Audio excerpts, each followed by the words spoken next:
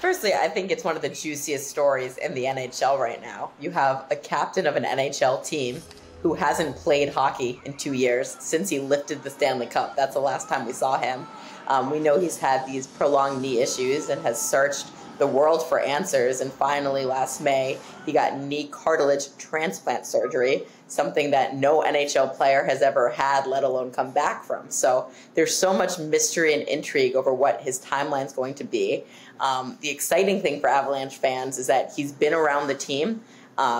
He's very present. You'll see him on the road sometimes, fiddling around at morning skate. But there's no idea of when or if we'll even see him this year. His coach, Jared Bednar, said we won't see him before May 10th. That takes us through the second round of the playoffs. I know that Gabe is an absolute competitor. He wants to play, but he's coming back from something unprecedented. And when I've talked to their GM, Chris McFarland, about what he's going through, he said the issue as he understands it is Gabe's going to start to feel good around now. Gabe's going to think that he can play. But the doctors have advised him, you have to be very careful here, because if he has one setback, then he's back to ground zero. And we know what a long road it's been for him to this point. Imagine having to start from scratch. That might kill his career entirely. With all that as a background, would it actually be likely to see him this spring, you'd think? At this point, I would be pretty surprised if we saw him this spring, quite frankly.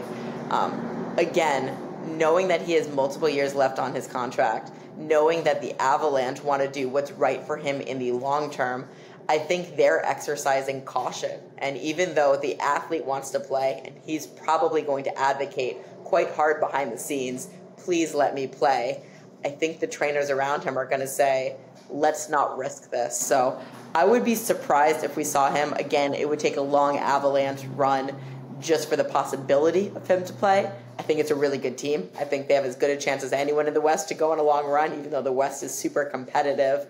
But it would probably be shocking to see Gabriel Landeskog take a shift. That said, if he's calling the shots here, he might want to come out there, and even if it's one shift, even if it's one game, kind of like what we saw with Steven Stamkos a few years ago with the Lightning, to give his team that boost, to give himself the peace of mind knowing I did everything I could to give this team, which has such a good chance for the Stanley Cup this year, a shot, then maybe we do see him.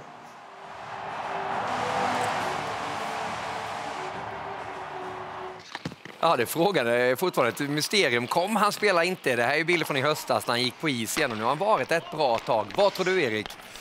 Ja, men det är klart, hjärtat och säger hoppas få se honom på isen igen, eftersom att få honom på is, det skulle göra att Avalanche blir den kanske hetaste utmanaren att vinna Stanley Cup. Men det är ju det här vågskålen som Kaplan pratar om. Risker och fara, kanske hela karriären är i fara om man går på för tidigt. Så. Men jag håller såklart tummarna. Vad säger du, Jakob?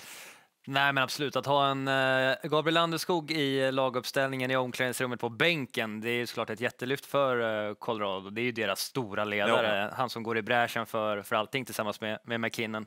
Samtidigt får man komma ihåg, han har varit borta från hockeyn i princip i 2 år nu och kliva in i ett slutspel med allt vad det innebär för en kropp som inte har varit i de omständigheterna på ett bra tag.